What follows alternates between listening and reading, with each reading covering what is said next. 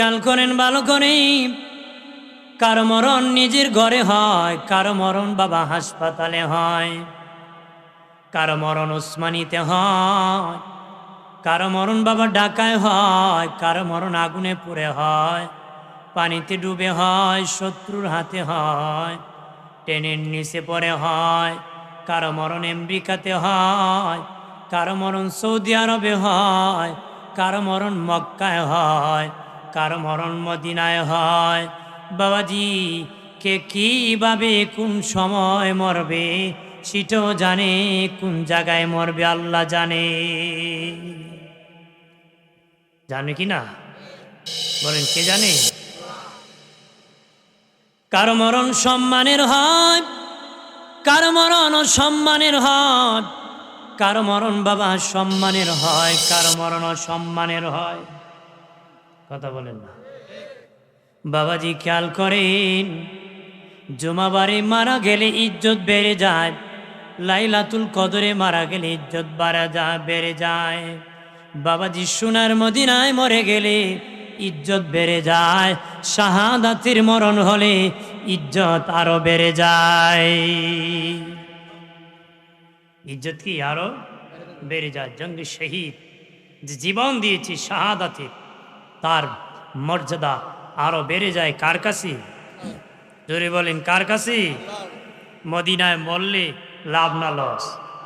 সম্মান কম না বেশি? আমরা দেশে হজে যাওয়ার সময় হুজুর দোয়া করুন আল্লাহ যেন ফিরে আনে। কথা কইতে আসছিল হুজুর দোয়া করেন নবীর দেশে যেন আমারে রেখে দেয়, জান্নাতুল বাকিতে যেন আমি ঘুমিয়ে পড়ি, হাসরের দিন নবীর সাথে যেন দাঁড়ায় যায়। এই আকাঙ্ক্ষা আসেনি? জোরে কোন আছে? আমার প্রাণের বাবাজি, খেয়াল করেন ভালো করে, ও বাবাজি, মরণ একদিন পাকড়াও করবে। কার কিভাবে মরণ হবে সেটা জানে আল্লাহ।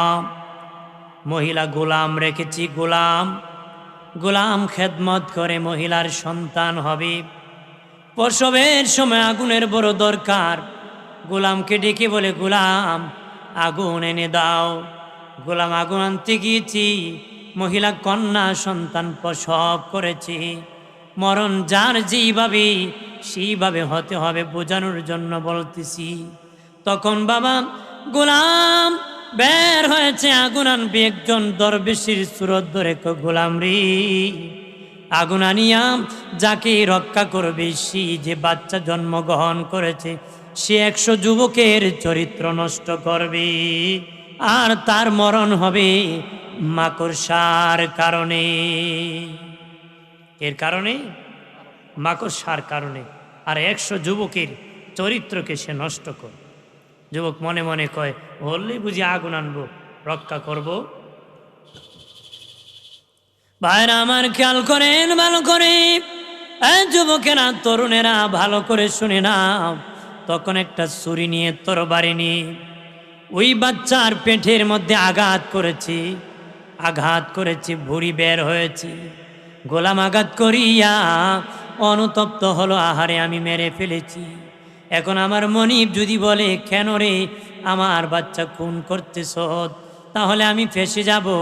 আর যে আমাকে বলেছে খুন, সে জিনা করবে, 100 যুবকের চরিত্র নষ্ট করবে, আর সে মরণ হবে মাকড়সার কারণে। তারা তো খুঁজিয়া পাবো না, কি করব? দেশ থেকে দেশান্তর হয়ে যাব। ওই দেশ ছাড়িয়া বহুদূর চলে গেল, দেশান্তর হয়ে গেল, সেখানে কি ইনকাম শুরু করলো। ওই বাচ্চার মা নিজেই ভুঁড়ি ঢুকাইয়া বাবাজি সিলি করে দিয়েছে। আল্লাহ বাঁচালে কেউ মারতে পারে না, ওই বাচ্চা সুস্থ হয়ে গেছে। এই বাচ্চা কি সুস্থ? বহুদিন পরে রে, আরে সোনারঘাটের বাবাজি, ওই ছেলে বিদেশ থেকে চিঠি লিখেছে। সে তো দেশান্তর হয়েছিল, তার বাড়িতে চিঠি লিখছে। সে বহু টাকা ইনকাম করিয়া ধনী হয়ে গেছে। বাড়ি চিঠি লিখেছে, বাবা ও বাবা, আমার জন্য একটা কন্যা দেখো, বিবাহ করব। বাবা একটা কন্যা রেডি করেছে। ছেলে বাড়ি আসিয়া বিবাহ করেছে, বাসর ঘরে প্রবেশ করেছে। বাবাজি বাসর ঘরে গিয়ে দেখি তার বিবির পেটের মধ্যে শিলি দাগ আছে। কে দাগ আছে? শিলি ডাক দিয়া বলে, বিবি রে, রে বিবি, সেই দাগটা আমার পরিচিত পরিচিত মনে হইতেছে। কিসের দাগ রে বিবি বল? বিবি ডেকে বলে, স্বামী, আমি যেদিন পৃথিবীতে এসেছি আমাদের ঘরে একটা গোলাম ছিল, সেই গোলাম ছুরি দিয়ে আঘাত করেছিল আমার পেটেতে। স্বামী, গোলাম আঘাত করিয়া দেশ তাড়িয়া দেশান্তর হয়ে যা আমার মা শিলি করে দিয়েছি, আল্লাহ আমাকে ভালো করে দিয়েছি। তখন ওই জামাই ছেলেটা বিনয় বিনয় কান্নায় ভেঙ্গে পড়ে কই, বিবি, যেই গোলাম তোরে আঘাত করেছিল আমি হইলাম সেই গোলাম। আমি হলাম কি? আমি হলাম সেই গোলাম। বিবি ডেকে বলে, রে স্বামী, কেন রে আমারে আঘাত করে তুমি এইভাবে কেটে দিয়েছিলা? আমাকে তুমি চাকু দিয়ে কেন আঘাত করেছিলে? কো বিবি, শোন রে বিবি, আমি যখন তোর মা আমাকে যখন আগুনের কথা বলেছিল বের হয়েছি, একজন দরবেশ বলতেছে তুই নাকি 100 যুবকের চরিত্র নষ্ট করবি, তোর মরণ নাকি মাকড়সার কারণে হবে। আমি দেখলাম তার জন্য আমি আগুন নিয়ে যাব, আর সে 100 চরিত্র যুবকের চরিত্র নষ্ট করবে, তারে আমি খুন করে ফেলবো, যেন কোনো যুবকের চরিত্র নষ্ট না করতে পারে। যুবকের চরিত্র ঠিক রাখতে তুই তখন আমি আঘাত করেছি। তখন তার বাবাজি বিবি ডেকে বলে, স্বামী, তাহলে সব খবরই তুমি জানো আগে। তখন স্বামী ডেকে বলে, বিবি, ওই দিন দরবেশ আমারে বলেছিল তুমি 100 যুবকের চরিত্র নষ্ট করবা, বিবাহত হয়ে গেছি রে। বলো রে বিবি, সত্যি কি তুমি 100 যুবকের চরিত্র নষ্ট করছো নাকি? কয়, স্বামী, সব তো জানি, গোপন করে লাভ নাই, সত্যি রে স্বামী, আমি 100 যুবকের চরিত্র নষ্ট করেছি। একটু চিল্লায় বলি নাউজুবিল্লাহ। কই, সত্যি আমি 100 যুবকের চরিত্র নষ্ট করেছি। এরপরে বেবি ডেকে বলে, স্বামী, আমার আল্লাহ তওবা করলে ক্ষমা করবেনি। স্বামী ডেকে বলে, বিবি, আল্লাহ ক্ষমাশীল, ক্ষমা করে দিতে পারে। বিবি রে, একটা পেয়েছি প্রমাণ, সত্যি তুমি 100 যুবকের চরিত্র নষ্ট করেছো, আর একটা হলো মাকড়সার কারণে তোমার মরণ হবে রে বিবি।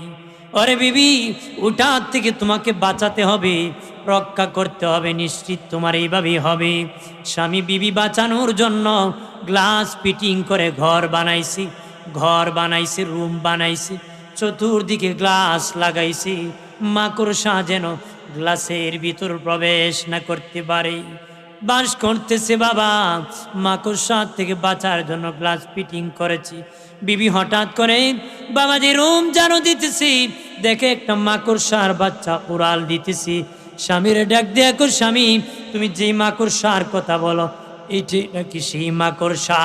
বলে, হ্যাঁ রে বিবি, এটাই সেই মাকড়সা যে দরবেশ বলেছিল যে মাকড়সায় তোমার মরণ হবে, এটি সেই মাকড়সা। বিবি ডেকে বলে, স্বামী, ওইটি বুঝি আমাকে মেরে ফেলবে? জীবনে অনেক মাকড়সা মেরেছি, সে বুঝি আমাকে মেরে ফেলবে? ঝাড়ু দিয়া বাড়ি দিয়া মাকড়সারে মেরে ফেলেছি। জমিনে বাবা ফ্লোরের মধ্যে মাকড়সা পড়ে গেছে। গুসা করে কই, স্বামী, ওই মাকড়সাই বুঝি আমাকে মেরে ফেলবে? নিজের পা দিয়ে মাকড়সাকে মোড়া মেরেছে, চাপ মেরেছে। ওই যে চাপ মেরেছে বাবা, মাকড়সার থেকে বিষ পায়ে ঢুকে গেছে, গ্লাসের ভিতরেই মহিলা মারা গেছে। আল্লাহু আকবার কন্যা। ওই যে কইছে মাকড়সায় মরণ হবে, গ্লাস ফিটিং করো, মরণ থেকে বাঁচতে পারে নাই, ওইটি মরণ হয়েছে। বেটা শুনছিল নদীতে ডুইবে মারা যাবে, এই জন্য কি করছে, 2 পাও কাটাই নিছে। 2 পাও কি, 2 পাও কেটে ফেলেছি, বাড়ি থেকে বের হবো না, নদীর ঘাটে যাবো না, মরবো না। বেটা বহুদিন ধরে বের হইতে পারে না, একদিন ঘোড়া আসছে, ঘোড়ার দৌড় দিতে ইচ্ছে হয়েছে। বহুদিন ধরে বেরোই নই, আমার একটু কষ্ট করে ঘোড়ার পিঠে বসায় দাও। ঘোড়ার পিঠে বসাই দিছে, এমনি ঘোড়া ধরতে ধরতে নদীর ফেলে না আসারতে আসারতে সাগরে ফালায় মেরে ফেলছে। তো মরণ যেখানে, এখানে যেতেই হবে, কতক্ষণ। মৃত্যু যেখানে হবে সেখানে যেতে হবে বাবা। আব্রাহা বাদশার মতো যদি লোহার সিন্ধুকে বসে থাকো, সেখান থেকে মালাকুল মউত ধরে আনবি। কত বাহাদুর, সাদ্দাতের চেয়ে বড় বাহাদুর তো কেউ নাই। হামানের চেয়ে নাই, কারণের চেয়ে নাই, ফেরাউনের চেয়ে নাই বাবাজি। তারাও বাঁচতে পারে নাই, পৃথিবীর কেউ বাঁচবে না রে। পৃথিবীর কেউ কি বাঁচতে পারবে? এই হবিগঞ্জে চুনারগাড়ের এমন কেউ আছে নাকি কুমিল্লা বৈশরিছে আজরাইল পায় নাই খুঁজে? প্রতিদিন আয় আপনাদের গ্রামে খুঁজে বেড়া অমুকের ফুত অমুকের ফাইনা কবজ করতে আসতে আছে নাকি? যখন আছে, যেখানে যাবেন সেখানে আজরাইল হাজির। কতক্ষণ ঠিক কিনা?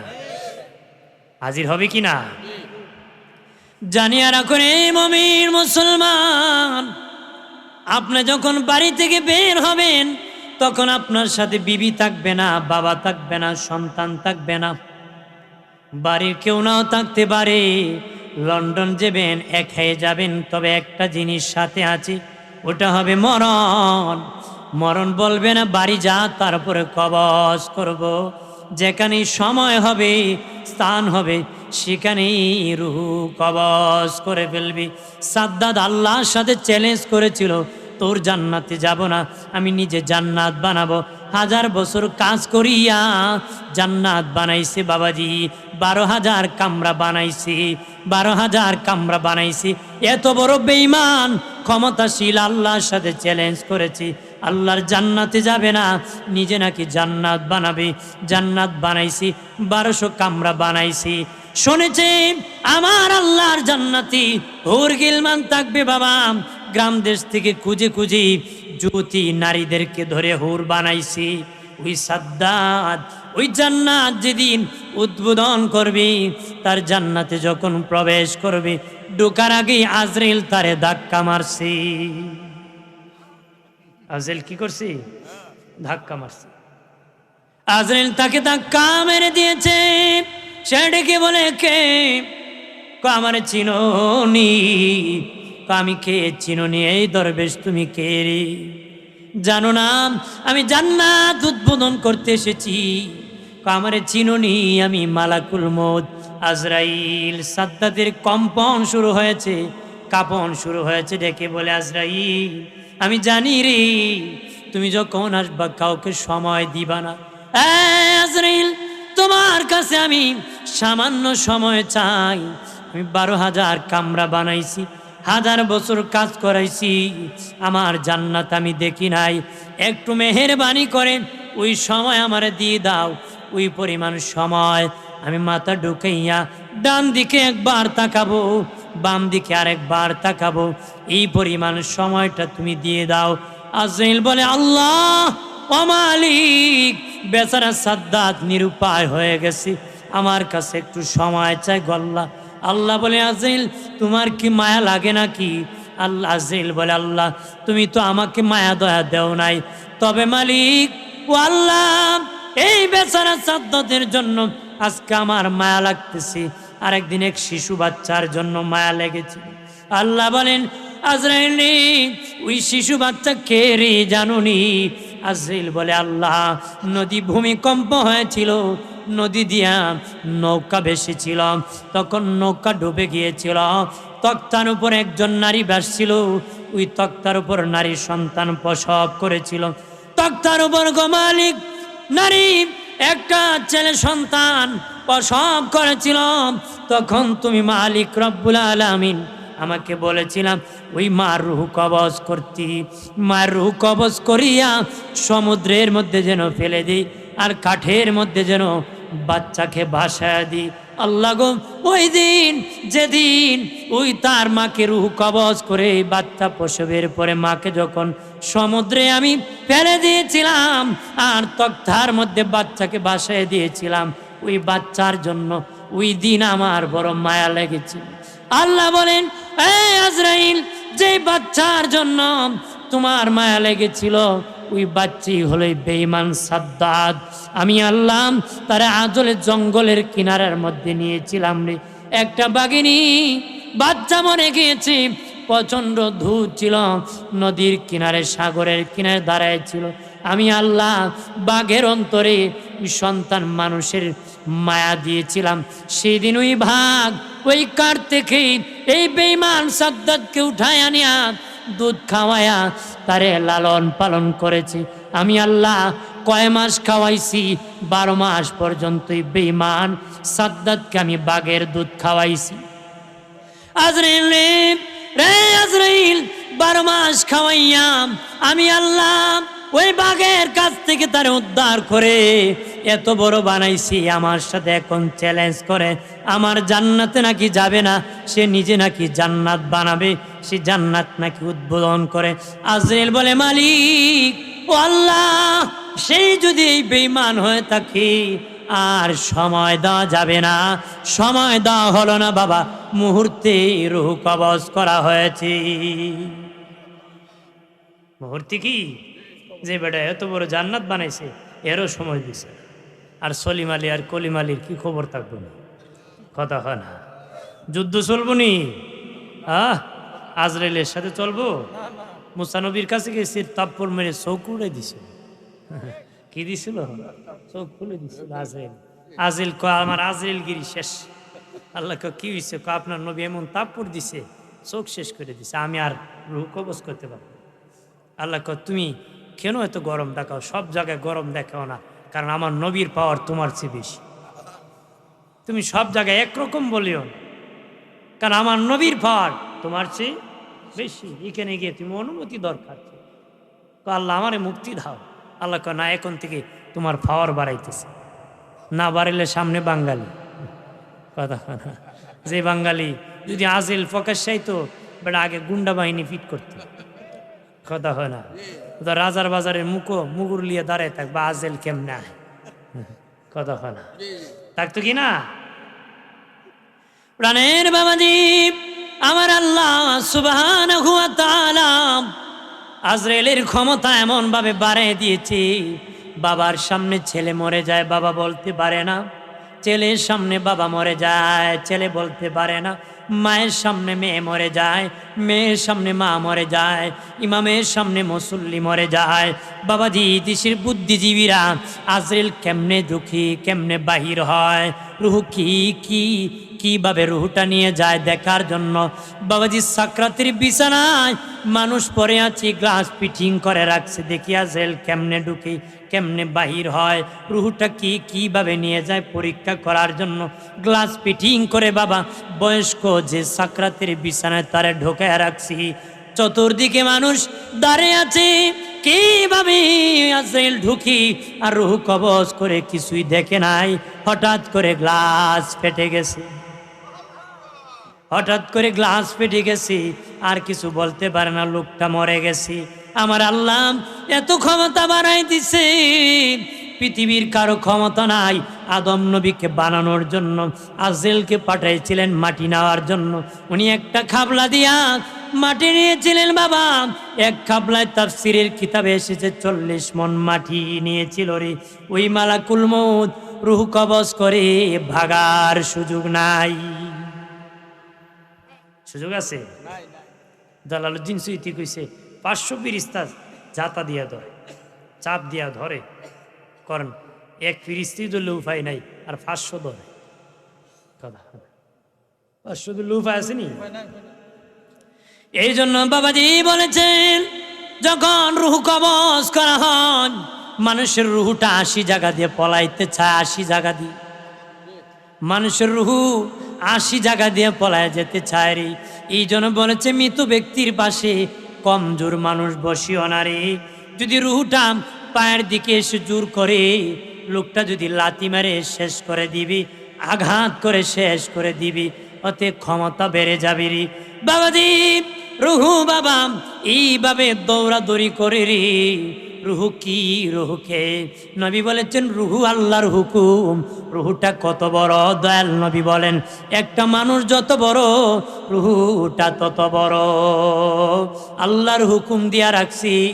রুহুটা যখন আজরাইল কবজ করে আত্মা পা নাড়া বন্ধ হয়ে যায়, আত্মারা বন্ধ হয়ে যায়। এইভাবে নড়াচড়া করতেছি, আমার আল্লাহ বারে তাআলা হুকুম করলে বের হয়ে যায়, বাবাজি লাশ হয়ে যায়। আরো আস্তে কর। রুহটা যখন বের হয়ে যায়, লাশ হয়ে যায়। আর কোনো দাম নাই, আর কোনো মূল্য নাই, খাবারের জন্য কমতি হবে না রে। গ্রাম দেশে বলি গরম বাতি বিলাই বেজার, হক কথা হাম্মক বেজার। প্রাণের দুস্থ বুজুর্গরাম, মরণের সময় যখন রূহ কবজ হয়ে যায়, তখন লাশ মানুষের কাছে বোঝা হয়ে যায়, বড় বাড়ি হয়ে যায়, ভয় পায়। বাবাজি কিছু মানুষ আছি মৃত্যু বাড়ির পাশে দিয়ে যেতে চায় না রে। পাশে দিয়ে যাইতো কি চায় না। ও নিপুকা দইরা, নিপুকা কি দুই লিপুকা। বাবাজি খেয়াল করেন, রুহ কবজ করিয়া রুহ একজন ফিরিস্তার হাতে থাকি, রুহ লইয়া প্রথম আসমানের দরজায় যায়। একজন দারোয়ান ফিরিস্তা ওই দরজার মধ্যে আছি, বলে আমি অমুকের ছেলে অমুকের রুহ কবজ করে এসেছি। দারোয়ান বলে আমার কাছে লিস্টি খাতা আছে। ফিরিস্তা বলেন লিস্টি খাতা আছে, যদি জান্নাতি হয় অনুমতি আছে, জাহান্নামী হলে অনুমতি নাই। লিস্টি দেখিয়া বলবে জান্নাতি, দেরি না আয় অনুমতি দিয়ে দিলাম। ঢুকিয়া বাবা সব দরজা খুলে যাবে, জান্নাতির দরজা খুলে যাবে। বাবাজি আজরাইল নিজ হাতে জান্নাতীদের লিস্টি খাতার মধ্যে তার নামটা লিখে দিবি। রুহ জমিনে নিয়ে আসবে একজন ফাসেক, সুদকুর, ঘুষকুর, হারামকুর, জিনাকুর, মদকুর, একজন নাফরমান গুনাহগারের রুহ যখন কবজ করে ঠিক ওই আসমানের দরজা যায়। ফেরেশতা লিস্টি দেখে এখন আল্লাহ নিষেধ করেছে এমন নাফরমান আসতে যেন অনুমতি দেই না, অনুমতি যেন দেই না, অনুমতি নাই। রুহ নিয়ে জমিনে আসি, জমিনের 6 মাইল পর্যন্ত নরম মাটি, তারপরে দেওয়া যায় না। তামার পাহাড়, সীসার পাহাড়, লোহার পাহাড়, 28 মাইল নিচে 3, তারপরে জাহান্নাম। ওই জাহান্নামের দরজা খুলে যাবে, রুহ লইয়া জাহান্নামের ভিতর প্রবেশ করবে। রুহ জাহান্নাম ঘোরাঘুরি করবে, রুহ নিয়ে জমিনে আসবি। কেউ বাঁশ কাটতেছি, কেউ খবর খনন করতেছি, কেউ কান্না করতেছি, গরম পানি করতেছি, কেউ বিলাপ করতেছি, এক একজন এক এক কিছু করতেছে। বাবাজি আম্মা জান আয়েশা বলেন, ইয়া রাসূলুল্লাহ, ওগো মায়ার নবী, মানুষের ইন্তিকালের পরে সবচেয়ে বেশি দুঃখের সময় কোনটা, কষ্টের সময় কোনটা, যন্ত্রণার সময় কোনটা? বাবাজি শুনে নেন, সবচেয়ে বেশি যন্ত্রণার সময় কোনটা? নবী বলেন আয়েশা রে, যখন রুহটা কবজ হয়ে যায়, রুহটা একজন ফেরেশতার হাতের মধ্যে থাকি, কে কি করতেছে রুহ সব দেখতেছে। যখন তার ছেলেরা বাবার লাশ, যখন বাবার কাপড় চোপড় খোলা শুরু করে, লুঙ্গি টানিয়া খুলে, গেঞ্জি কেসি দিয়ে কাটা শুরু করে, শার্ট প্যান্ট খুলে ফেলে, এইভাবে মায়ের কাপড় যখন মেয়েরা খুলে ফেলে, মুর্দার রূহ চিৎকার দেয়া বলে, বাবা মা, অনেক কাপড় আলমিরাতে আছে রে, আর জীবনে আমি বাবা গায়ে দিব না। আমার গায়ে যে জামা চিরি, কিছুক্ষণ সময় আমাকে পড়তে দাও, কিছুক্ষণ সময় আমাকে পড়তে দাও, আমি বাবা আর জীবনে পড়বো না, আমার কিছুক্ষণ পড়তে দাও। আল্লাহ নবী বলেন, আয়েশা, পৃথিবীর কেউ মানে না, টানিয়া টানিয়া কাপড় চোপড় খুলে ফেলে। ওই সময় মুর্দার রুহ বড় কষ্ট পায়। ইন্তেকালের পরে 1 নম্বর যন্ত্রণা, একটু চিল্লায় বলে আল্লাহু আকবার। 2 নম্বর যন্ত্রণা হলো, মা আয়েশা বলেন নবী কি? দয়াল নবী বলেন আয়েশা, যখন লাশটা খাটিয়া থেকে নামানো হয়, তার কাঠ থেকে, তার বিছানার থেকে, পালং থেকে যখন লাশটাকে নামায় দেয়, নিচে নামায় দেওয়া হয়, আমিরুল মুমিনিন খলিফাতুল মুসলিমিন ওমর ইবনুল খাত্তাব রাদিয়াল্লাহু তাআলা আনহু বলেন, পৃথিবীর মানুষ, তোর মা মরে যাক, বাপ মরে যাক, এত তাড়াতাড়ি নিচু জায়গায় নামাই দিই। মুর্দার রুহ বড় কষ্ট পায়, ঢালাইতে রাখি, অনেক উঁচু জায়গায় রাখিও, সম্মান করি। নবী বলেন আয়েশা রে, যখন খাট থেকে নামায় দেওয়া হয়, তখন মুর্দার রূহ বড় কষ্ট পায়। ইন্তেকালের পরে 2 নম্বর যন্ত্রণা। একটু চিল্লায় বলে আল্লাহু আকবার। সাল্লাল্লাহু আলা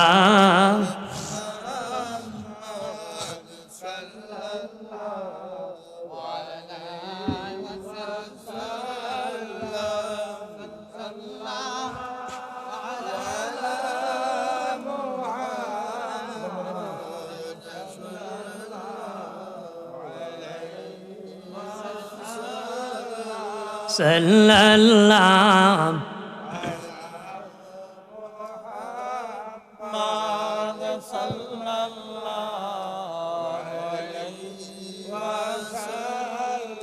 সাল্লাল্লাহু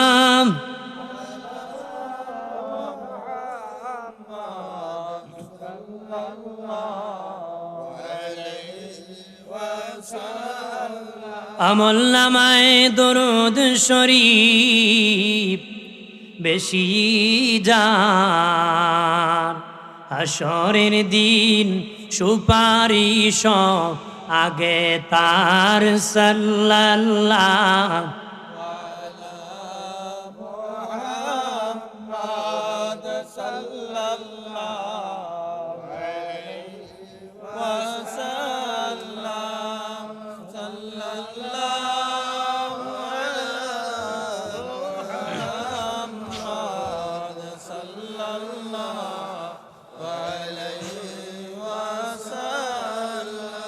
আমার প্রাণের বাবাজি নবী বলেন ক্বালা রাসূলুল্লাহ সাল্লাল্লাহু আলাইহি ওয়াসাল্লাম কাসরাতু যিকরিল মাউত ওয়া তিলাওয়াতিল কুরআন। নবী বলেন বেশি বেশি করে মৌতের জিকির করো, মৌতের চিন্তা করো, আর বেশি বেশি করে কোরআন তেলাওয়াত করো। মৌতের চিন্তায় পাপ থেকে বাঁচায় দিবে, কোরআন তেলাওয়াত ইমান বাড়ায় যাবে।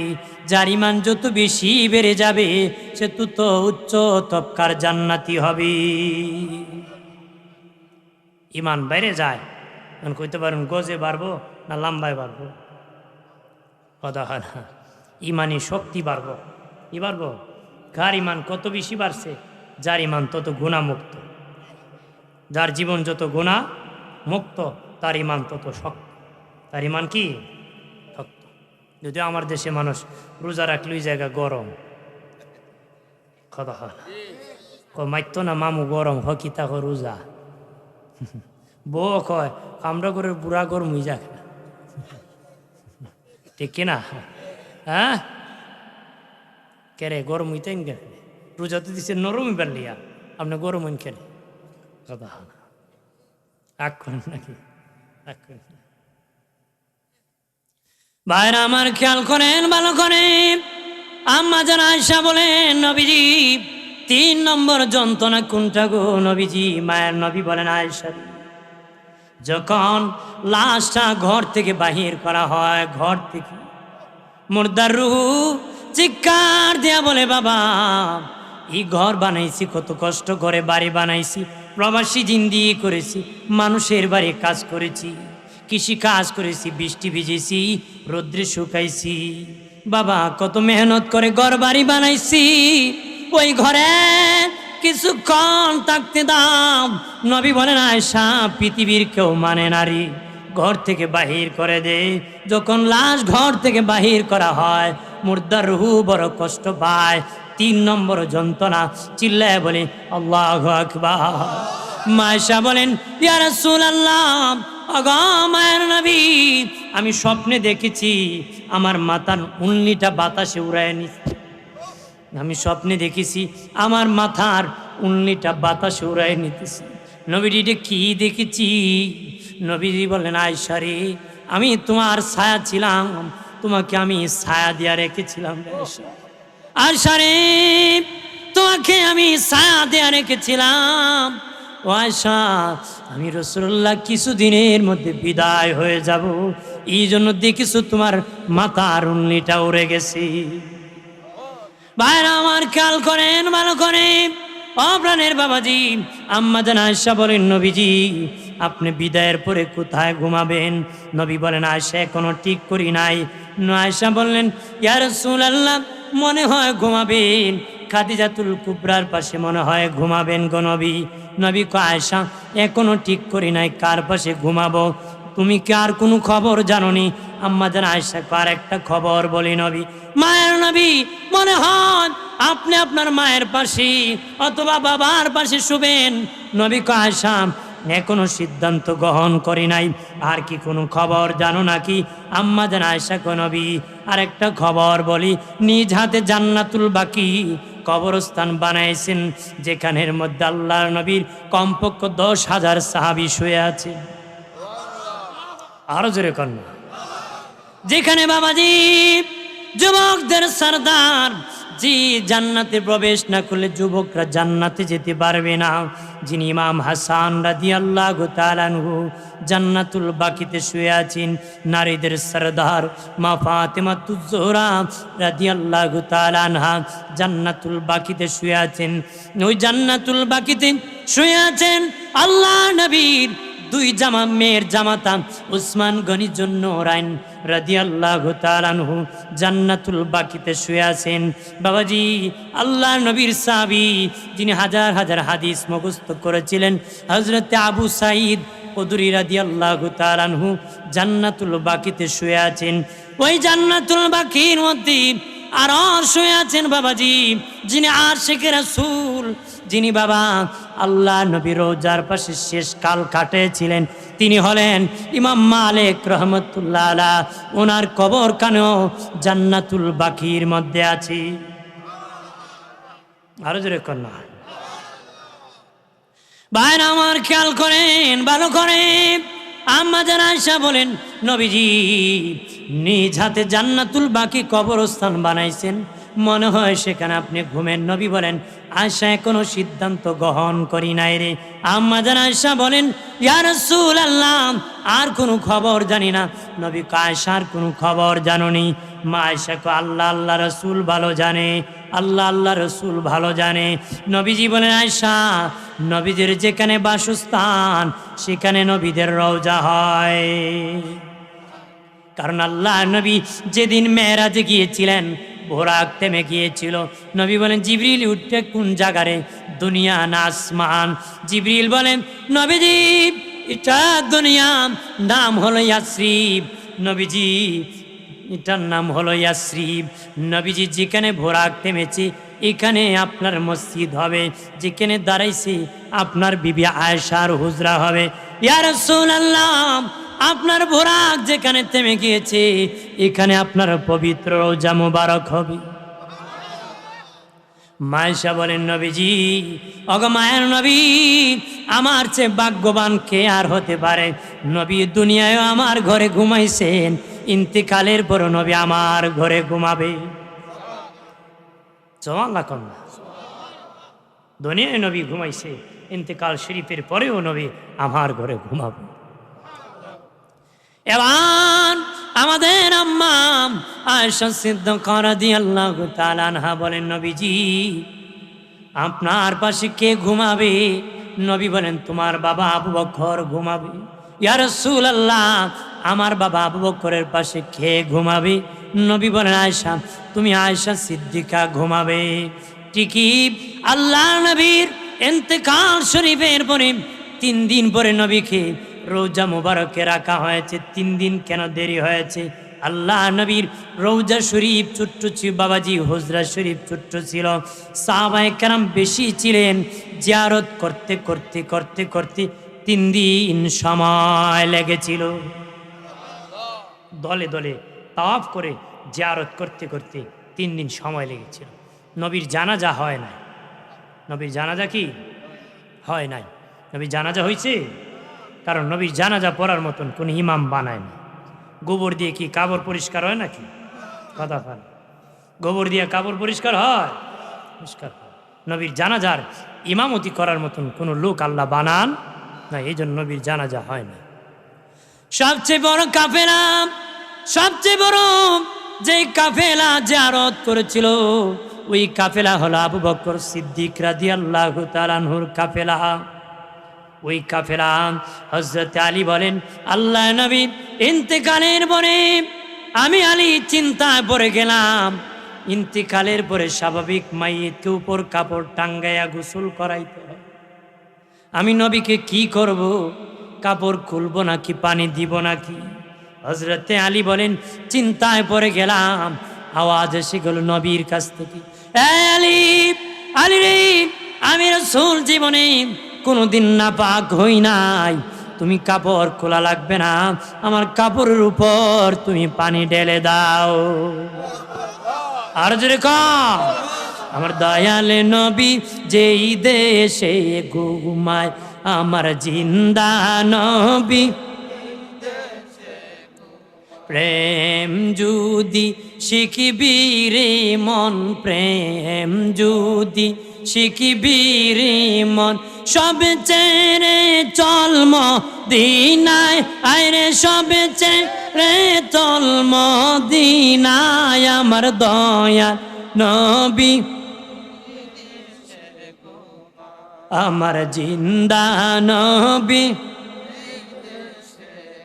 তোর দেখলে ছবি পাগল হবি, দেখলে ছবি পাগল হবি, কাঁদবে বসে নিরালায়, আইরে কাঁদবে বসে নিরালায়, আমার দয়াল নবী যেই দেশে ঘুমায়, আমার জিন্দা। দয়াল নবীর যখন রওজা মুবারকে রাখা হবে, নবীর একজন গোলাম যাইয়া একটা চাদর মুবারক বিছায়া দিছে। আরো জোরে কন্যা, নবীর একজন গোলাম একটা চাদর মুবারক নিচে বিছায়া দিছে। সাহাবায়ে কেরাম বলেন, কি বিছাইলাম? কেন রে সেটা বিছাইলাম? বলে, শুনে নাও, সেটা দয়াল নবীর চাদর মুবারক, নূরানি বদন মুবারক লেগেছি, জান্নাতি চাদর, আমার নবীর নিচে বড় মানায়। ভাইরা আমার খেয়াল করেন, আবু বকর সিদ্দিক রাদিয়াল্লাহু তাআলা আনহু যখন খেলাফতের দায়িত্বে বসে গেলেন, উনি যখন অসুস্থ হয়ে বললেন, হযরতে আলী বলেন, আমি দেখার জন্য গিয়েছি হযরতে আলী রাদিয়াল্লাহু তাআলা আনহুকে।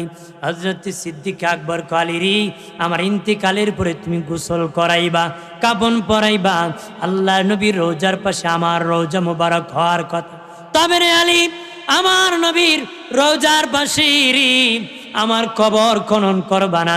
হযরতে আলী বলেন, কেন করব না, কেন করব না আবু বকর ভাই? নবীর বিদায়ের পরে আমি দেশ চালাইছি, নবী যে আমার প্রতি বেজার আছেন না খুশি আছেন আমি আবু বকর জানি না রে। আলী রে, রে আলী, নবী হয়তো বেজার হয়ে যেতে পারেন রে, এই জন্য কবর খনন করবা না, গোসল করাইয়া কাফন পরায়া খাটিয়া উঠাইয়া জানাজা পড়িয়া লাশ খানি নিয়ে নবীর রওজার পাশে যাইবা, যায়া আমি হতভাগা ইবনে কুহাফার ছেলে আবু বকরের সালাম খানি আর বলবা, নবীজি অগমায়া নবী, হতভাগা আপনার আবু বকর আপনার পাশে ঘুমাইতে চায়, অনুমতি দেয়। হযরতে আলী বলেন, সত্যি সিদ্দিক আকবর ইন্তিকালের পরে গোসল করায়া কাফন পরায়া জানাজা পড়িয়া খাটি আল্লাহর নবীর রওজার সামনে যায় আমি সালাম দিয়াম, বলে, ইয়া রাসূলুল্লাহ, ওগো মায়ের নবী, আপনার আবু বকর আপনাকে সালাম দিয়েছে আর আপনার পাশে ঘুমাইতে চায়। জি, আবু বকরকে জান্নাতি নবী বলেছে, ইন্তিকালের পরে আগে কয় নবী বেজার না খুশি, এই চিন্তা করে। আরে সোনার গাড়ি, বাজার বাজারের মুসলিম জনতা, তোমরা কি চিন্তা করেছো নবী বেজার আছে না খুশি আছে? একটু কি ভাবছো নি বিছানার মধ্যে মাথা লাগায়া দয়াল নবী আমার প্রতি খুশি না বেজার চিন্তা করছো? আমি সারাদিন কি করেছি, ওই কাজের দ্বারা নবী আমার প্রতি নারাজ হয়ে গেছে নাকি, এই ভাবনা করছো? অথচ আবু বকর জান্নাতি, ওর পরে নবীর কাছ থেকে অনুমতি নিতে হবে। হযরত আলী রাদিয়াল্লাহু তাআলা আনহু বলেন, আল্লাহ নবীর রওজার পাশে যাইয়া আমি সালাম দিয়া বললাম, নবী, ওগো মায়ার নবী, আপনার আবু বকর আপনার পাশে শুইতে চায়। একবার বললাম শব্দ নাই, দুবার বললাম শব্দ নাই, তিনবার বললাম শব্দ নাই। আমি আলী ভয় পেয়ে গেলাম, সেজদায় পড়ে কান্নায় ভেঙে পড়ে গেলাম। নবী এত তাড়াতাড়ি আবু বকরকে কেমনে ভুলে গেলেন?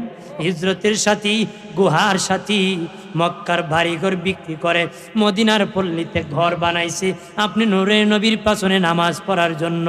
ও নবীজি কিভাবে ওই আবু বকরকে ভুলে গেলেন? হযরত আলী রাদিয়াল্লাহু তাআলা আনহু বলেন, আল্লাহর কসমকে বলি, বলতে দেরি আল্লাহ নবীর রওজা তরতর করে কাঁপতে শুরু হতে দেরি নাই। রওজার ভিতর থেকে আওয়াজ আসলো, আলী রে আলী, অনুমতি লাগবে না, আমার বন্ধু আবু বকর আমার পাশে ঘুমাবে, অনুমতির দরকার নাই, শুয়ে দাও, দুই বন্ধু একই চাদরের নিচে ঘুমায়া থাকবো।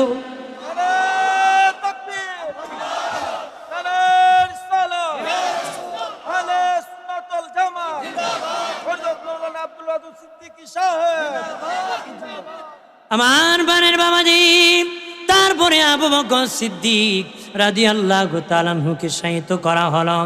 এরপরে রওজা মোবারক কার হবে? আল্লাহ নবীর ইন্তিকালের পরে আম্মা জানা আয়েশা নবীর রওজা প্রতিদিন রাতের বেলা জিয়ারত করতেন, প্রতিদিন রাতের বেলা জিয়ারত করতেন। সিদ্দিক আকবর ইন্তিকালের পরও আম্মা জানা আয়েশা জিয়ারত করতেন। এবার খেলাফতির শাসন আমল আমিরুল মুমিনিন খলিফাতুল মুসলিমিন ওমর ইবনুল খাত্তাব রাদিয়াল্লাহু তাআলা আনহু, উনি যেদিন ইন্তেকাল করবেন অসুস্থ হলেন কেমনে জানেননি? মসজিদ নববীর মধ্যে উনি বাবা ইমামতি করতেছেন, নামাজের মধ্যে ওনাকে অতর্কিত আঘাত শুরু করলো। ওনার শরীরে আঘাত শুরু করে দিলাম।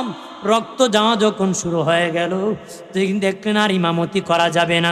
পিছন দিক থেকে একজন সাহাবীর হাতে দড়িয়া টান দিয়ে নামাজের মুসল্লায় দাঁড় করায় বলেন, নবীর সাহাবী, আমি ওমর শহীদ হয়ে যেতে পারি রে, আমার নূরের নবীর মসজিদের জামাত বন্ধ হতে পারে না রে। জোরে কন্যা সুবহানাল্লাহ। আমি ওমর শহীদ হয়ে যেতে পারি, আমি শহীদ হয়ে যেতে পারি, কিন্তু আমার নবীর মসজিদের জামাত বন্ধ হতে পারে না। উনি অসুস্থ হয়ে বাসায় ফিরে গেলেন। বাবাজি ওনার ছেলে আব্দুল্লাহ ইবনে ওমরকে ডেকে বললেন, বাবা আব্দুল্লাহ ইবনে ওমর, আমিও তো ইন্তিকাল হয়ে যাব রে। ইসলামের প্রথম খলিফা দয়াল নবীর পাশে ঘুমাইছেন, আমারও বড় ইচ্ছা ছিল নবীর পাশে ঘুমাবো। তবে রে আব্দুল্লাহ ইবনে ওমর, বাবা আব্দুল্লাহ, নবীর পাশে আর কোনো কবরের জায়গা নাই রে। নবী আয়েশা সিদ্দিকাকে কবরের জায়গা গিয়ে দিয়েছেন। যদি আমার পক্ষ থেকে আম্মাজানের কাছে ওনার কবরের জায়গাটা ভিক্ষা চাইতে, আমাকে যদি আম্মাজান দান করে দিতেন, ওনার বাবা আর রহমতের নবীর পাশে আমি ওমর ঘুমায় যেতাম।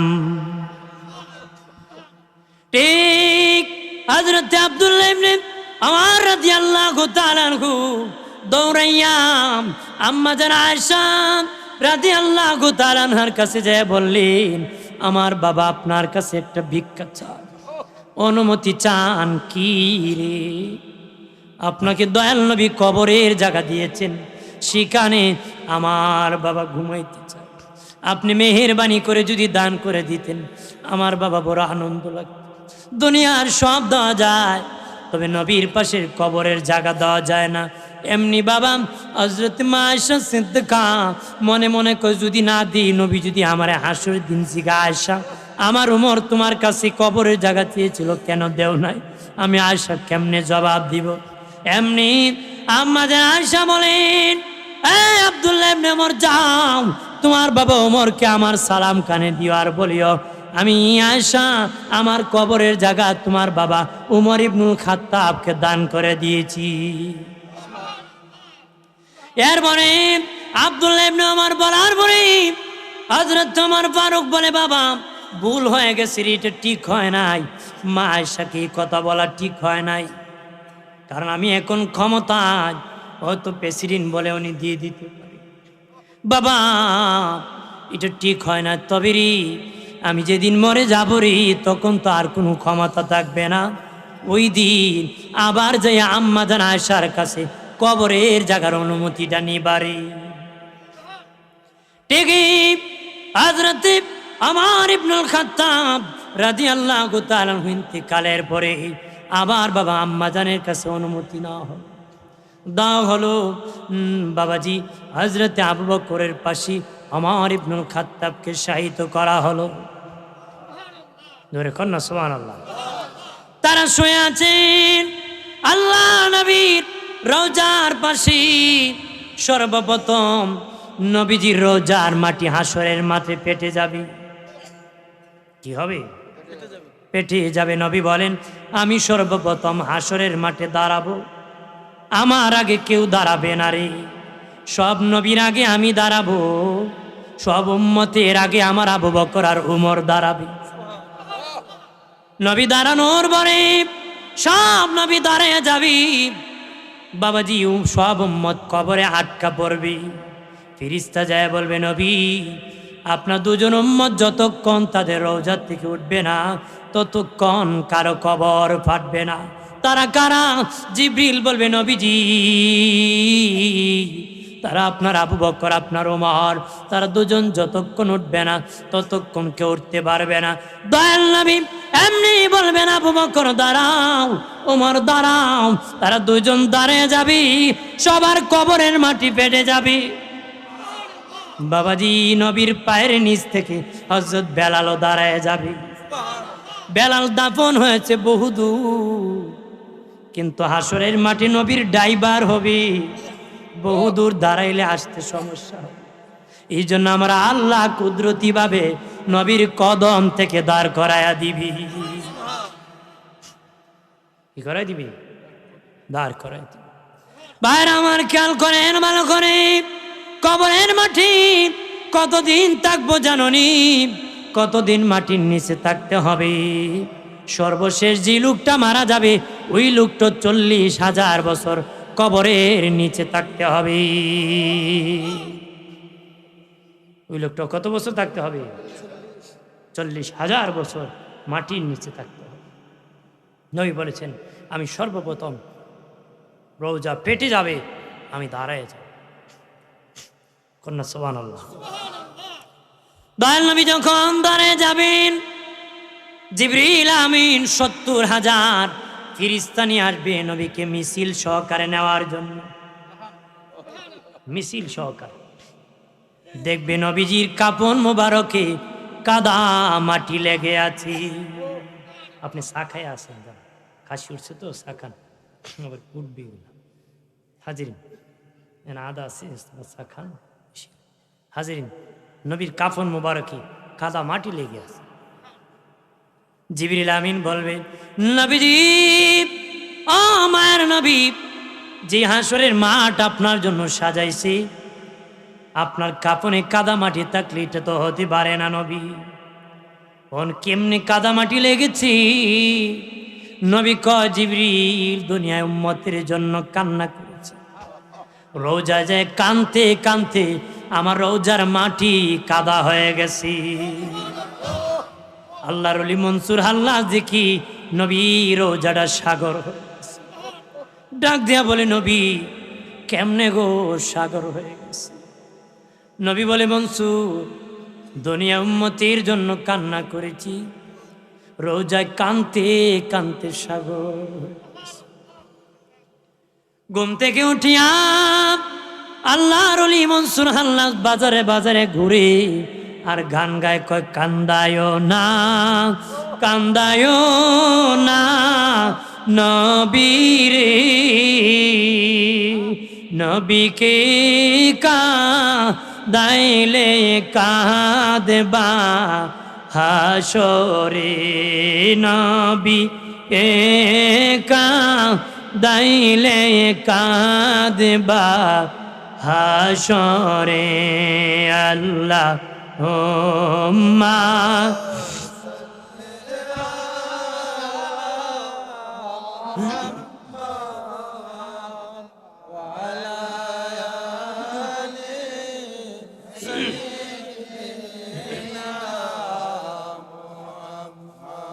أدوالا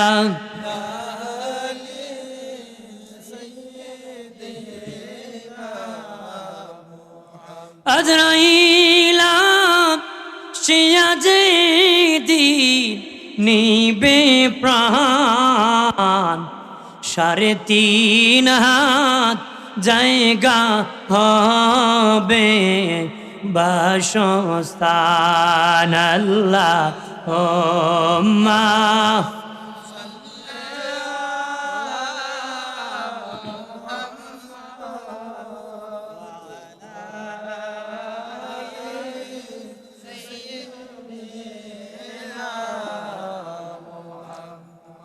আলা আলি।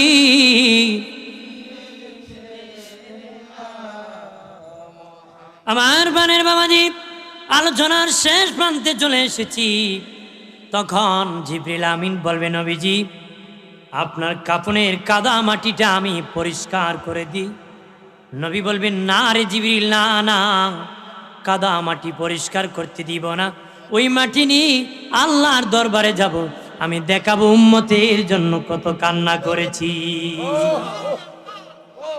দয়াল নবী হাসরের মাটি আল্লাহর দরবারে যখন যাবেন, সবাই নাফসি নাফসি বলবে, একমাত্র নবী উম্মতি উম্মতি বলে সেজদায় পড়ে যাবেন। পৃথিবীর যত নবী রাসূল পয়গাম্বর আছে, যত উম্মত আছে, সবার সারা জীবনের সেজদা যদি এক পাল্লায় ওঠানো হয়, আমার দিনের নবী হাসরের মাঠে যে সেজদা দিবেন, ওই সেজদার সমান হবে না রে। ওই সেজদার কি হবে না? নবীজি হাসরের মাঠে কান্না করবেন, আর চোখের পানি ছেড়ে কান্না করবে। নবীর ওই দিনের কান্না যদি এক পাল্লায় তোলা হয়, সব নবী, এমনকি আদম নবীর 350 বছরের কান্নার পানিও যদি এক পাল্লায় উঠানো হয়, সবার কান্নার পানি যদি এক পাল্লায় উঠানো হয়, আমার নূরের নবীর হাসরের দিন ওই কান্নার পানি এক পাল্লায় দিলে নূরের নবীর ওই দিনের কান্নার পানির ওজন বেশি হবে। ভাইরা আমার, খেয়াল করেন ভালোভাবে, আমার আল্লাহ নবীকে মাকাম মাহমুদের দাওয়াত দিবেন। মাকাম মানে জায়গা, মাহমুদা মানে প্রশংসিত। তাফসিরে রুহুল মানিতে আল্লামা আলুসি বাগদাদি হানাফি রহমতুল্লাহ আলাইহি বলেন, মাকাম এমন একটি জায়গা যেটা আমার আল্লাহর কুদরতি কুল। সুবহানাল্লাহ। আমার আল্লাহর কুদরতি কুল। আল্লাহ কখন কুলে উঠাইবে? ছেলে যখন কাঁদে মা কুলে উঠায়, বাপ কুলে উঠায়, ভাই কোলে উঠায়, বাবাজি বড়রা কোলে উঠায়। নবীকে কেমনে উঠাবেন? যখন নবী সেজদায় পড়ে কান্না করবেন, আল্লাহ কুদরতি হাতটা বাড়ায় কোলে উঠাইয়া বলবে, নবী কাঁদবেন না, আপনি সুপারিশ করেন, যাকে খুশি তারে লইয়া জান্নাতের মেহমান হন। মাকাম মাহমুদের আরেকটা তাফসীর হলো 4। আল্লাহ একটা চেয়ারে বসবে, নবীকে আর একটা চেয়ারে বসাবে। আল্লাহ হবেন বিচারক, ময়দান তরতর করে কাঁপবে, ভয়ঙ্কর অবস্থা হবে, তরতর করে। কেউ কথা বলার সাহস করবে না। নবী বলেছেন, আয়েশা, সেদিন কারো কথা বলার ক্ষমতা, সবার জবান বন্ধ হয়ে যাবে রে। আয়েশা বলেন, নবী আপনার খবর কি? নবী আয়েশা, একমাত্র আমার জবান মোবারক আল্লাহ বন্ধ করবে না রে আয়েশা, সেদিন আমি সকলের পক্ষ থেকে সর্বপ্রথম সুপারিশ করব। খাস হাম সুপারিশ আমার নবী করবে। হাম সুপারিশ কি? পরে খাস সুপারিশ অন্য নবীগণও করবেন, নবীগণ করবেন, সাহাবাই কারাম করবেন, শহীদগণ করবেন, কোরআন শরীফও সুপারিশ করবেন। এটা খাস। আর নবী সবার পক্ষ থেকে হাম, সব নবী রসুল গোটা হাসরবাজি বেঈমান কাফিরের পক্ষে সুপারিশ করবে। তারা ওই সময় আবদার করবে যে হাসরের মাঠ থেকে মুক্তি চাই। জানি দুযোগে দিবা আল্লাহ, দুযোগ দিয়ে দাও, তবে হাসরের মাঠ থেকে মুক্তি দাও। নবীর সুপারিশের দ্বারে বিচার শুরু হয়ে কেউ জান্নাতে, কেউ জাহান্নামে যাবে। রাহমাতাল লিল আলামিনের তাফসীরে লিখেছে, আমার দয়াল নবী শুধু এই দুনিয়ার রহমত নয়, শুধু কবরে নয়, হাসরে আমাদের জন্য নয়, কাফেরের জন্য, সবার জন্য। শুধু বাবা এটি শুধু শেষ নয়, স্বয়ং আল্লাহর জন্য আমার নবী রহমতের নবী। কেমনে? আল্লাহ যখন ভয়ঙ্কর হবে, কেউ কথা বলার সাহস পাবে না। আমার নূরের নবী যখন তাকাবেন আল্লাহর দিকে, আল্লাহর নবী এত রহমতের নবী, তাকাইতে দেরি, আমার আল্লাহর রাগ গুসা শেষ হতে দেরি হবে না। রাগ গুসা শেষ হতে কি দেরি হবে? এমনি প্রাণের বাবাজি নবীজি বলবেন, আল্লাহ আমল নামা দেখেন, বিচার শুরু হয়ে যাবে। আমল নামা দেখেন, বিচার শুরু হয়ে যাবে। আল্লাহ বলবেন, হাবিব আমি যদি আমল নামা দেখি রাগ করব, গুসা করব, একটারও জান্নাত দিব না। কইছি রোজা রাখতো, কিন্তু দিনের বেলায় খাইছে, খাইছে না নে? দিনও খায়, রাইতো খায়, ফতাতো খায়, হ্যাঁ ইফতারও খায়। রোজা না রাখে এক পাপ করছি, ইফতার না করে ডাবল পাপ করতাম। কথা হয় না? আল্লাহ যদি 8 দিন জিগায়, বেটা তুই রোজা রাখতে পারছিলে না, ইফতারটা কি করতে পারছিলে না? আল্লাহ বলে এরে জিগাইব, এর সাথে শয়তান মিছিল করে। কথা হয় না? আমার আল্লাহ বলবেন, অগদয়াল নবী আমি যখন আমল নামা দেখবো নামাজ পড়ার কথা বলেছি, নামাজ পড়ে না, আমি গুসা উঠে। রোজা রাখতে বলেছি, দেখি দিনে খেয়েছি, রাগ উঠে যাবে, আমি একটারও জান্নাত দিব না, আমি আমল নামা দেখবো না, আপনি সুপারিশ করে জান্নাতে নিয়ে যান। নবী বলবেন, আল্লাহ আমল নামা না দেখলে ভালো মন্দের পার্থক্য হবে না গো আল্লাহ। আল্লাহ বলবেন, দেখলে তো গুসা উঠে যাবি। নবী বলবেন, আল্লাহ একটা আমল নামা আগে দেখবেন, দেখে যদি পছন্দ লাগে বাকি আমল নামা দেখাবো, দেখে যদি পছন্দ না লাগে আর কোনো আমল নামা দেখাবো না।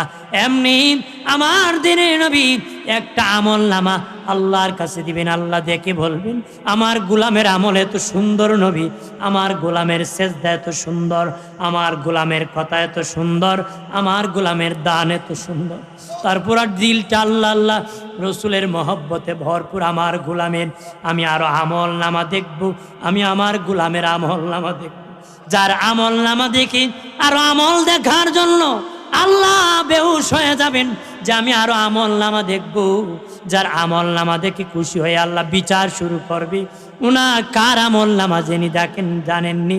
উনি খলিফাতুল মুসলিমিন, আল্লাহ নবীর প্রথম খলিফা হযরতে আবু বকর সিদ্দিক। আর জোরে কন্যা। এরপরে বাবাজি দয়াল নবী মিজানের পাল্লা একবার যাবেন, কাউসারের পারে একবার যাবেন, জাহান্নামের ঘোড়ায় নবী আরেকবার। নবী ইন্তেকালের আগে কইছিল, ভাই হাসান হুসেন রে, তোরা তোদের কবর থেকে উঠে মিজানের পাল্লায় চলে যাস, আমার উম্মতের নেকি বদি ওজন হবে। হয়তো বদির পাল্লা বাড়ি হলে দুজকে, সেদিন আমি আসতে যদি দেরি হয় তোরা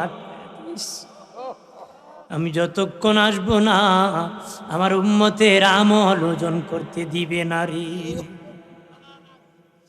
আমি যতক্ষণ আসবো না ততক্ষণ ওজন করতে দিবে। আদম থেকে ঈসা পয়গম্বর আল্লাহর কাছে বলবেন, আল্লাহ হাসরের মাঠ আর সূর্যের তাপ, আমরা তো পয়গম্বর, তুমি জান্নাত দিয়ে দিবা, একটু তাড়াতাড়ি করে জান্নাত দিয়ে দাও। এমনি আমার আল্লাহ বলবেন, যাও তোদেরকে জান্নাত দিয়ে। তারা জান্নাতের গেটে যখন যাবে জান্নাতের তালা খুলবে না। দারোয়ান ফিরিস্তাকে ডেকে বলবে, তালা খুলে দাও। ফিরিস্তা বলবে, না, তালার চাবি আমাদের কাছে নাই। তালা ভিতর দিকে ন বাহিরে মারা আছে, তালার চাবি আমাদের কাছে নাই, চাবি রহমতের নবীর হাতে আছে। আমরা খুলে দিতে পারবো না। এমনি আদম থেকে ঈসা পয়গম্বর দৌড়বে নবীকে খোঁজার জন্য। ঠিক মিজানের পাল্লার কাছে যখন আসবি দেখবি ইমাম হাসান হুসেন দাঁড়িয়ে আছে।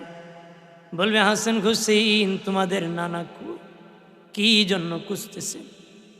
বলবে জান্নাতে যেতে চায়, তোমার নানার কাছে চাবি আছে, তাড়াতাড়ি যেতে চায়। ইমাম হাসান হুসেন বলবে আমার নানা উম্মতির জন্য বেহুশ হয়ে দৌড়াইতেছি, তোমাদের তো কিছু না কিছু উম্মত ছিল গো নবীগণ, তোমাদের কি তোমাদের উম্মতের জন্য একটু মায়া লাগে না? তোমাদের কি তোমাদের উম্মতের জন্য মায়া লাগে না? তোমরা কেন তাড়াতাড়ি জান্নাতে যাওয়ার জন্য বেহুশ হয়ে আছো? তারা দৌড়াবে, দৌড়ে নবী দেখা পাবে। নবী বলবেন আমার একটা উম্মত যতক্ষণ জান্নাতে যাওয়ার বাকি থাকবে আমি রাসূলুল্লাহ জান্নাতের তালা খুলব। আর জোরে নবীজি বলেন আমি কাউসারে যাব, আমার উম্মতকে আমি কাউসার খাওয়াবো। কাউসারের পাত্র কতটা হবে? নবী বলেন আকাশের যত তারা আছে কাউসারের পাত্র ততটা আছে, তারা গণে শেষ হবে না, কাউসারের পাত্র গনিয়া শেষ হবে। কাউসার কেমন হবে? দুধের সে সাদা, মধুর সে মিষ্টি। দূরে কন্যা বাবাজি ওমর ইবনুল খাত্তাব রাদিয়াল্লাহু তাআলা আনহু কাউসার পাত্রের মধ্যে ভরে দিবেন, আবু বকর সিদ্দিকের হাতে ভরে দিবেন, সিদ্দিক আকবর হাতে নিয়ে আল্লাহর নবীর হাত মুবারকে দিবেন, আর আমার দয়াল নবী নিজ হাতে উম্মতরে কাউসার খাওয়াবে। জোরে কর একবার জীবনে কেউ যদি কাউসার খেতে পারে 40 বছরের ভিতরে পানির পিপাসা হবে না। অন্য হাদিসে এসেছি জীবনও কোনোদিন পানির পিপাসা হবে না। আর জোরে কর। এরপরে নবীজি জাহান্নামের গোড়ায় যাবেন, দৌড়াদৌড়ি করবেন। আল্লাহ নবী মেরাজে যেদিন গিয়েছিলেন দেখেন আরশের ডান পাশে 112টা কুরসি, 312টা কুরসি, আর এক পাশে বাম দিকে একটা কুরসি। আল্লাহ একদিকে 312টা আর একদিকে একটা। আল্লাহ বলেন 312 জন রসুলের জন্য বানাইছি, আর একা আপনার জন্য আলাদা বানাইছি। আল্লাহ আলাদা কেন নবী? 312টা কুরসি জান্নাতের উপর, আপনার কুরসি বানাইছি জাহান্নামের উপর। নবী বলেন আল্লাহ ও মালিক আমার কুরসি কেন জাহান্নামের উপর? আল্লাহ বলেন হাবিব কোন নবী তার উম্মতকে খুঁজে জাহান্নাম থেকে খুঁজে জান্নাতে পৌঁছাবে না, একমাত্র আপনি রাসূলুল্লাহ জাহান্নাম থেকে আপনার উম্মতকে খুঁজে হাতে ধরে জান্নাতে পৌঁছায় দিবেন। আপনার সম্মানে আমি একটা কুরসি রাখছি। দয়াল নবী যেদিন উম্মতের জন্য জাহান্নামে ঝাঁপ মারবেন দয়াল নবীর সম্মানে জাহান্নাম জান্নাতুল ফেরদাউস হয়ে যাবে। আর জোরে বলি দয়াল নবী উঠে আরোহণ করবেন, আর হযরত বেলাল উঠে লাগাম ধরবেন, নবীর ড্রাইভার হবেন।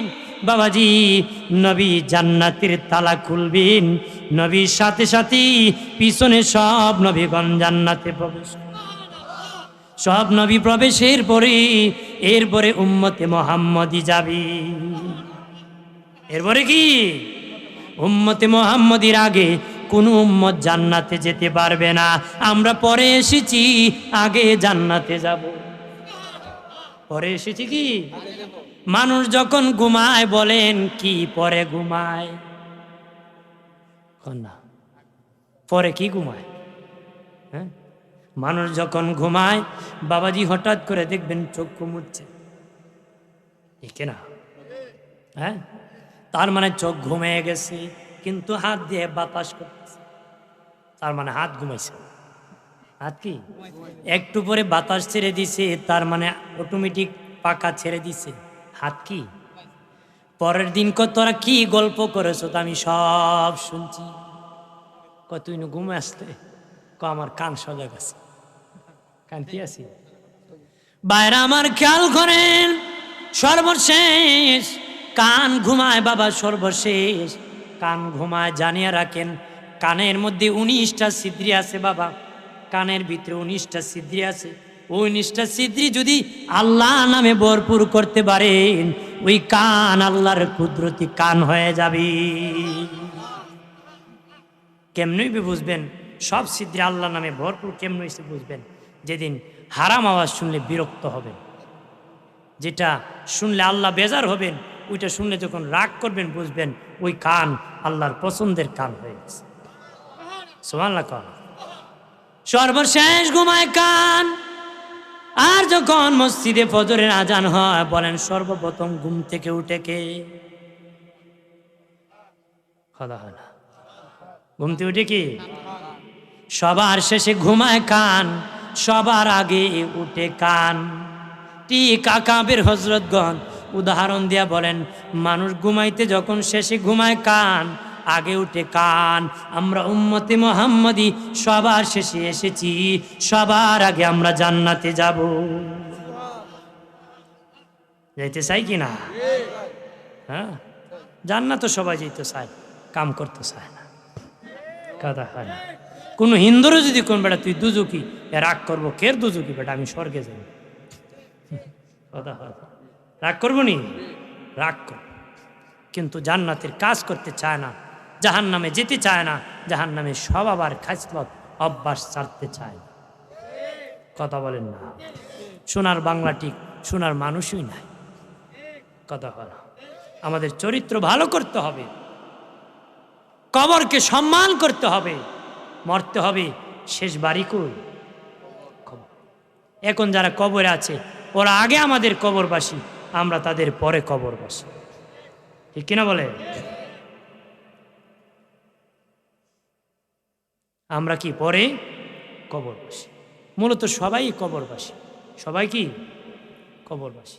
কবরে যাওয়া লাগবে কি না? হাসরে হিসাব দেওয়া লাগবে কি না?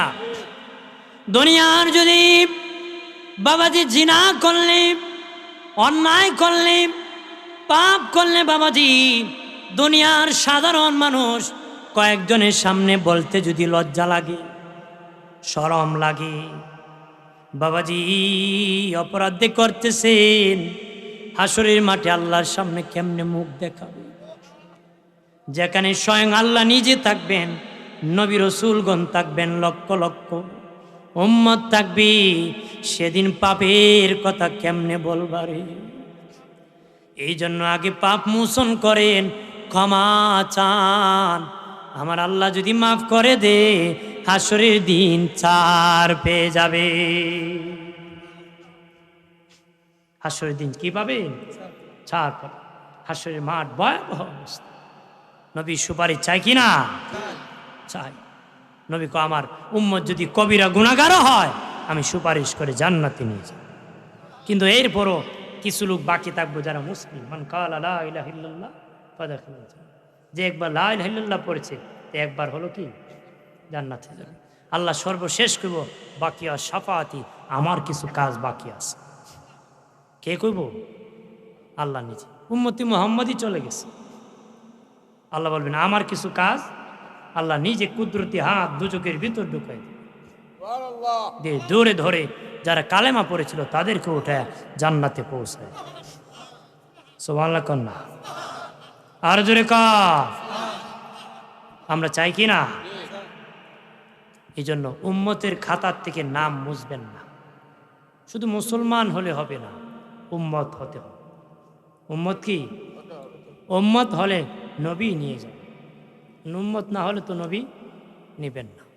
এই জন্য উম্মতের খাতার থেকে নাম কাটাবেন না। আসেন সালাম জানাই ইয়া নবী,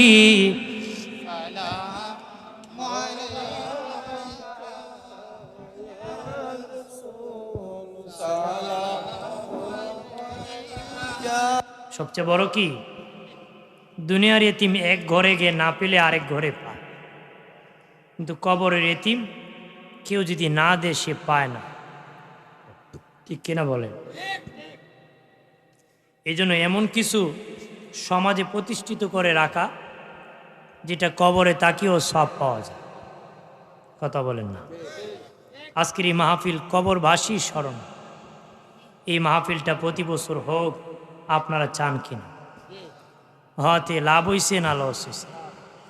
কবরবাসীরও লাভ, মুর্দারও লাভ, জিন্দারও লাভ, ঠিক কিনা? প্রতি বছর হলে 10 মিলে করি কাজ, হারি জিতি না হিলাস।